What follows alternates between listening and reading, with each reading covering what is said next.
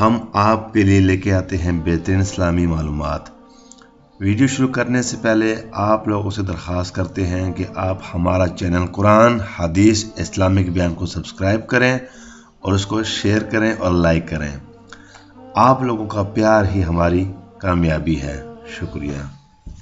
بسم اللہ الرحمن الرحیم۔ شروع اللہ کا نام لے کر جو بڑا مہربان نہایت رحم والا۔ کیا آپ جانتے ہیں کہ اللہ تعالیٰ نے گندم اور اناج میں کیڑے کیوں پیدا کیے ہیں؟ اللہ تعالیٰ نے اس کا ذکر سورۃ رحمان میں کیا ہے۔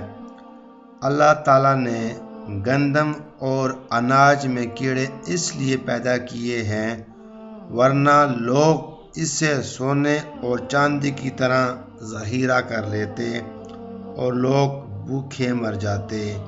اللہ تعالیٰ کے ہر کام میں کوئی نہ کوئی مصلحت ہوتی ہے جسے انسان نہیں جانتا۔ سبحان اللہ۔